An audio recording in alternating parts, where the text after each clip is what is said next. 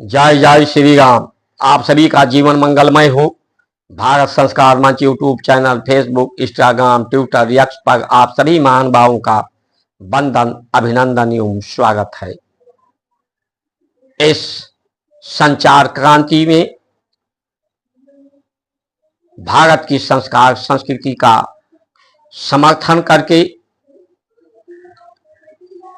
अगर आप भारत की संस्कार संस्कृति की स्वीकार करते हैं, इसकी महानता को, इस पर श्रद्धा विश्वास है, तो अधिक से अधिक subscribe, like, share, follow, comment करके परमात्मा की कृपा प्राप्त करें। रक्षाबंधन पर सभी सज्जन प्रेमियों, भक्तों, महान भावों को हार्दिक शुभकामनाएं।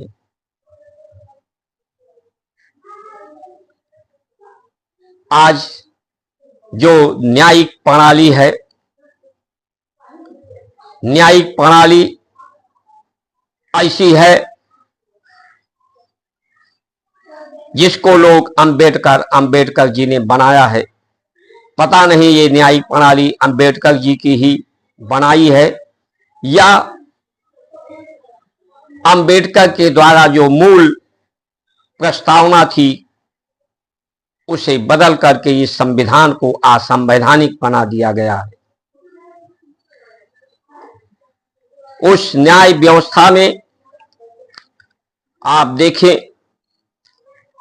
तो मान लो किसी की हत्या होती है, उसमें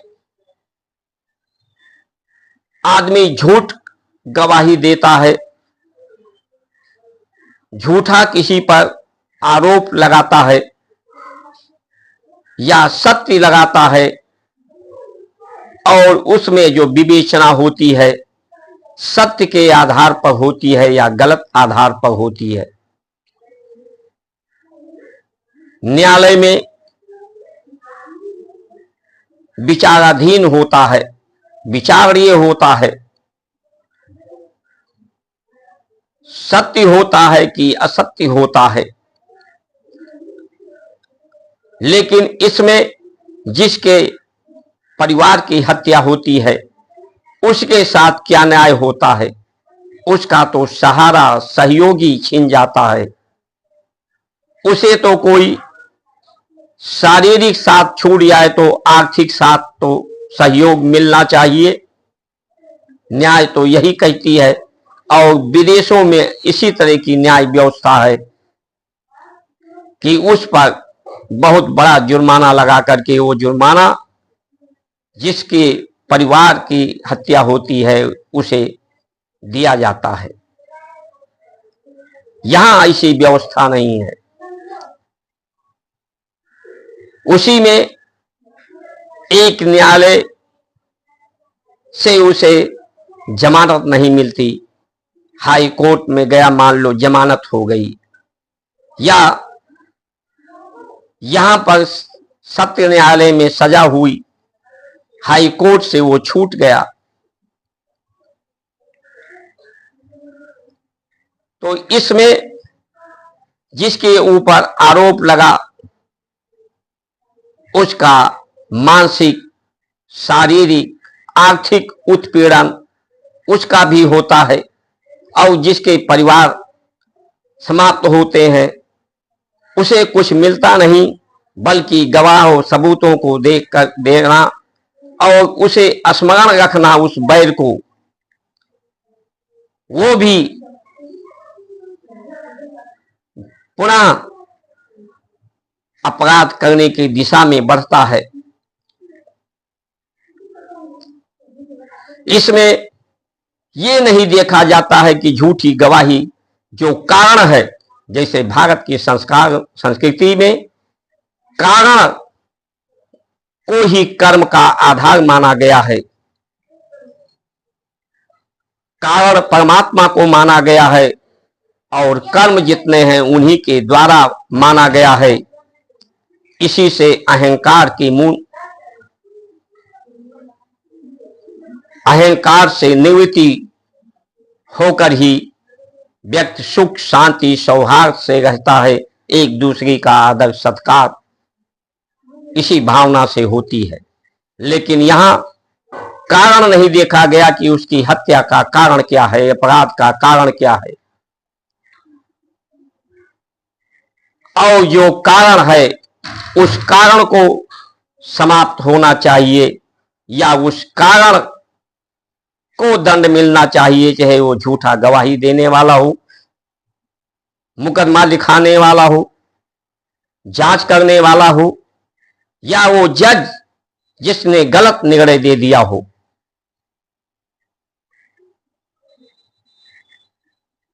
इसी तरह से राजस्व के मुकदमे हैं। अब इसमें जो पक्ष हैं उनके साथ की तो ऐसी परिस्थिति है, लेकिन जनता जनार्दन के साथ तो बिल्कुल अन्याय हो रहा है, क्योंकि ये न्यायालय, ये पुलिस व्यवस्था जनता के टैक्स से चलती हैं। उनका तो धन का दुरुपयोग ऐसी न्यायिक प्रशासनिक व्यवस्थाओं के द्वारा होता है।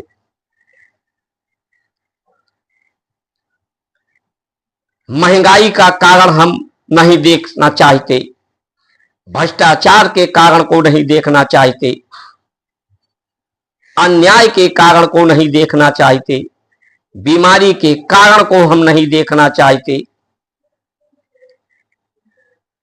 जब तक कारण को नहीं देखा जाएगा, जो कारणी है, कारक है, उसे दंड नहीं मिलेगा, तब तक न्याय मिल पाना संभव है, संभव नहीं है।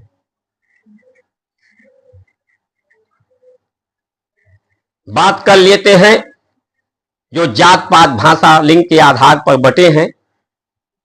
क्यों संविधान को कहते हैं कि संविधान धर्म से ऊपर है? धर्म से ऊपर है यानी परमात्मा से भी ऊपर है। उसी की पूजा होनी चाहिए।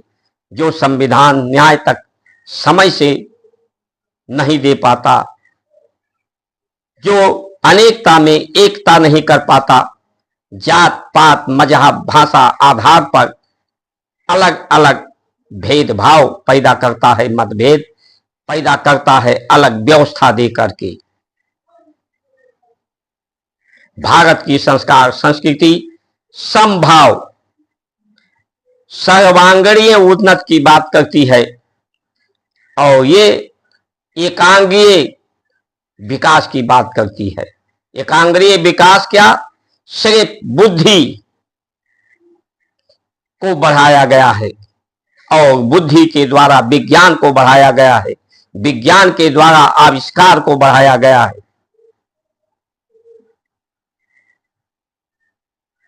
मन की शक्ति, आत्मा की शक्ति, शरीर की शक्ति,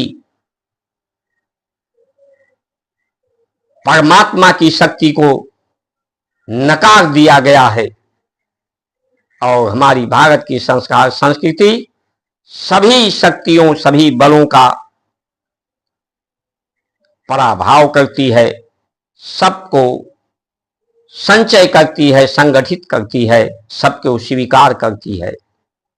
यही न्याय हो सकता है, यही बीमारी का निवारण हो सकता है। अब आरक्षण की बात करें, इसीलिए क्योंकि उसमें लोगों को लगता है कि इस आरक्षण के माध्यम से हमारे में योग्यता है या नहीं है।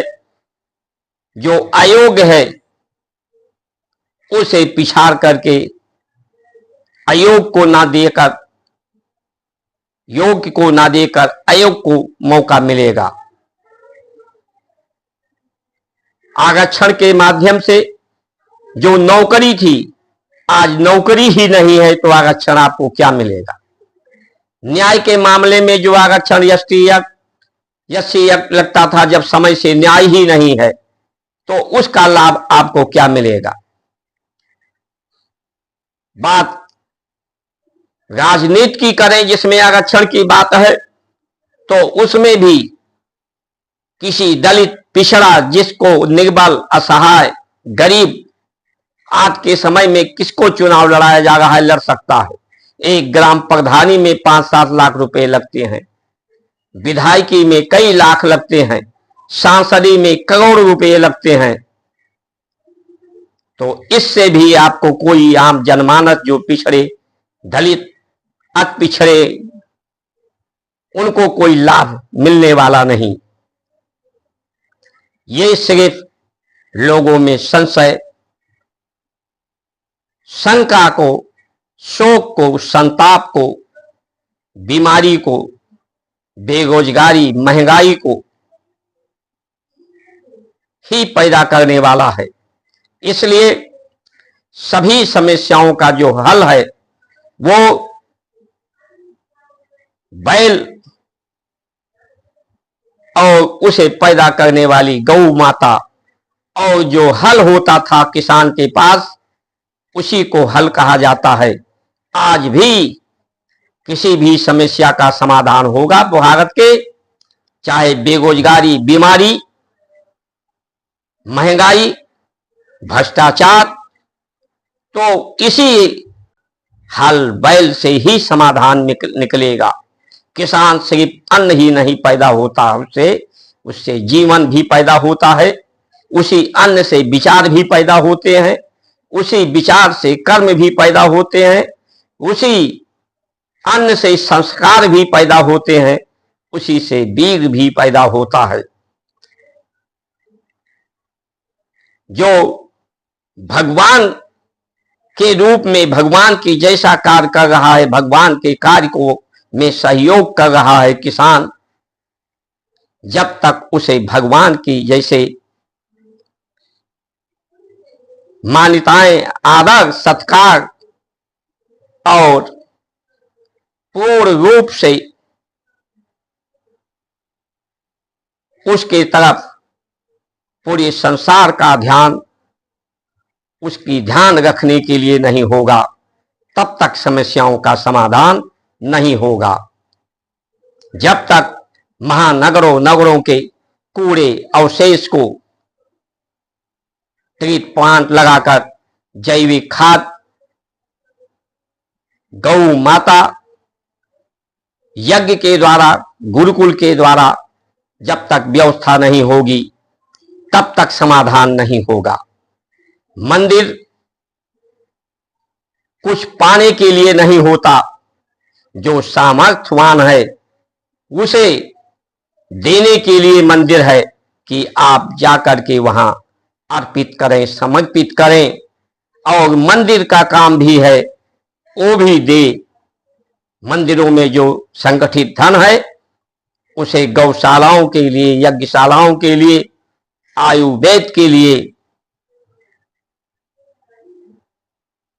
इसी का प्रयोग होता रहा है, वो होना चाहिए। यही कल्याण का मार्ग है। हम मुगल की बुराई करते हैं, मुगल को कोसते हैं, अंग्रेज को कोसते हैं, लेकिन अंग्रेजों के द्वारा, अंग्रेज नहीं है, मुगल नहीं है, लेकिन उनके द्वारा जो व्यवस्थाएं थी वही आज फल फूल रही हैं। कांग्रेस को लोग कोसते हैं, कांग्रेस के द्वारा जो व्यवस्थाएं हैं वही चल रही हैं। सिर्फ एक दूसरे पर दोषारोपण, अपने दोष को दूसरे पर रोपित करके आज भारत की यही मर्यादा बनती जा रही है। मर्यादा को छेड़ छेड़, तार तार करते जा रहे हैं और अच्छे दिन की बात कर रहे हैं।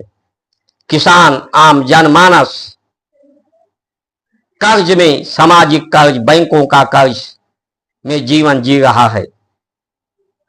भारत के ऊपर विदेशी कर्ज बढ़ते जा रहे हैं। ये चिंता का विषय, रोजगार का स्थान मशीनें ले रही हैं। हाथ को काम नहीं, क्योंकि काम मशीनें कर रही हैं।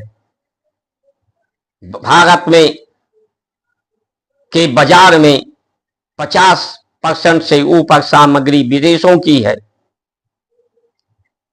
या तो वो पैकिंग है, या वहां का तकनीक है, या यहां पर सिर्फ पैकिंग होती है लेकिन 50% से कम नहीं।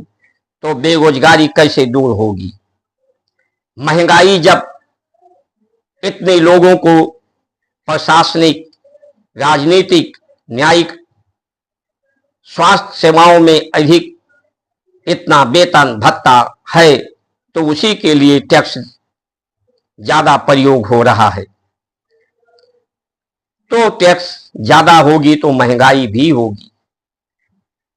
और आज ये टैक्स अधिकतम ले चुके हैं, और लोगों को अगर सरकारी नौकरी दी गई तो टैक्स और लेना पड़ेगा, टैक्स को बढ़ाना पड़ेगा।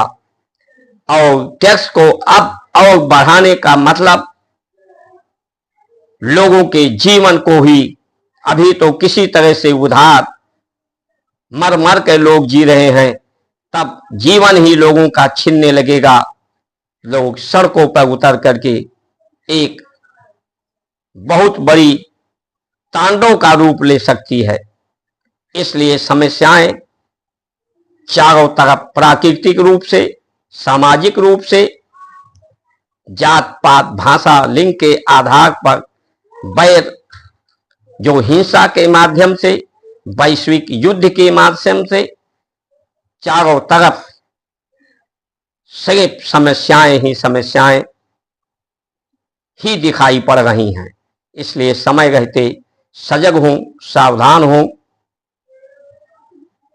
अपने मुंह को संभालें, पेट भूख को संभालें, क्योंकि यही दो वाद और विवाद का कारण है। वही खाएं जो सुपाच्य हो, वही उतना खाएं जो पच जाए, उतना ही बोलें जिससे लोगों में शालीनता हो। बारी ऐसी बोलिए जो औरों को सुख दे, आपहु शीतल होए। इसलिए मुंह और पेट को संभालो। इन्हीं वचनों के साथ आप सभी का सुमंगल कामना करते हुए जय श्री राम।